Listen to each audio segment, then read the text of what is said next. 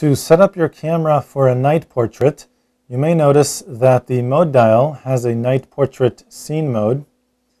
The little star with the person icon indicates night portrait.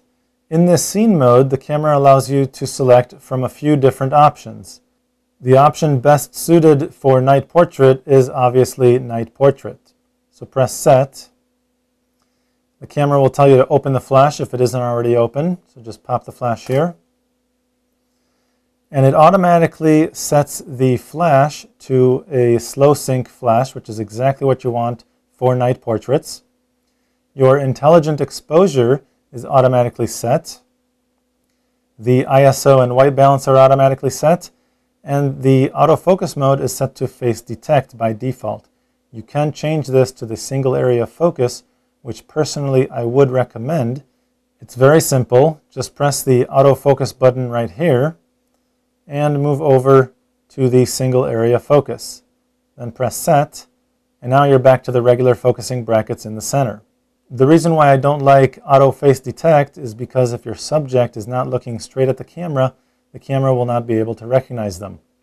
This way, I can place the brackets over the subject's face because I can recognize it. Press the shutter button halfway, recompose, and take the picture. Now, basically, the only thing that makes this a night portrait is the fact that the flash is being used in the slow synchro setting, which means the camera will pop the flash, but it will also keep the shutter open long enough to expose for all the ambient light in the background. And this is actually something that is very easily accessed in the program mode. So turn your mode dial back to program. That's the P on the mode dial. This is the mode we normally use. It provides us with a lot of flexibility. It's great for beginners. In the program mode, as always, our autofocus is set to the single area focus. We have control over ISO and white balance, unlike the night portrait mode. And we just need to set up our flash so it's a slow synchro flash. Very easily done. Just press the quick menu button up top. Use the right or left navigation button or the dial up in the front right here to move over to the flash icon. Here I can go down to the slow synchro flash setting. I can even choose slow synchro with red eye. Personally, I'm not going to use red eye, so I'll turn that off. In your case, you can use either one. It'll come out pretty much the same. Press the set button to escape. Now all you want to do is set up the ISO and white balance to match your scene. To set the ISO, press the ISO button up here. And instead of using auto, I know a lot of people like to use the intelligent ISO, which is fine. I personally prefer to set an ISO. Since I did not bring a tripod with me, I need to use a high ISO in order to increase the sensitivity of the camera to the ambient light and increase the shutter speed so I can handhold the camera without getting any kind of camera shake. So I'll choose 800, press set. Now I want to set my white balance. Because I'm using the flash, I want to make sure the white balance is set for the flash and not the ambient light.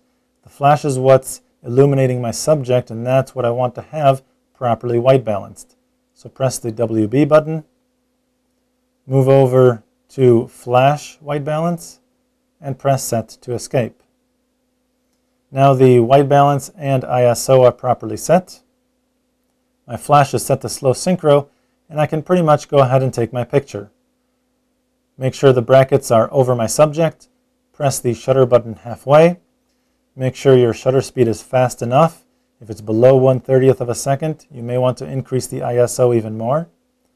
Recompose the image and press the shutter button the rest of the way to take the picture. Now, if the flash is too powerful or if it isn't powerful enough, and that is dependent on how far away the subject is from the camera, you can increase or decrease the power of the flash very easily. Go ahead and press the menu button. In the record menu, go down to the second page and choose Flash Adjust. Press to the right. Use either the right or left navigation button or the dial up in the front to adjust the flash power. I'm going to go down to -1 because my subject may be a little bit closer to the lens and I don't want to overpower the subject. Press the Set button, press it again to escape the main menu. Now you'll notice a small minus sign right next to my flash icon, indicating the flash adjust function has been changed into the minus region. Finally, the last trick that I want to show you, even though we're in the program mode, we do still have some control over the aperture and shutter by using the dial. So when you press the shutter button halfway, you'll see what the shutter speed and aperture are set to. And if the aperture is too narrow, for example, mine right now is set to f10, which is not great for portraits because I'll get too much of the picture in focus. I want to get just the person in focus and the background needs to be blurred out. So I want to change this. I'll release the button, move the dial in order to change these figures. I want to open up that aperture as wide as possible. 3.5, this is great. Now I can press the shutter button again, and my aperture is properly set for a portrait, and my shutter speed will be set accordingly. If you're outdoors at night, it won't be at 4,000ths of a second because you don't have nearly as much light as I do in here. You won't be able to shift your program settings this way when the ISO is set to Intelligent ISO. So in order to get a wider aperture, if you're using Intelligent ISO, you're going to have to use the aperture priority mode. At this point, you can go ahead and take your picture just as you would any other. Remember, focus on the target, press the shutter button halfway, recompose, then take the picture. To find out much more about digital photography and your digital camera, go to lbguides.com.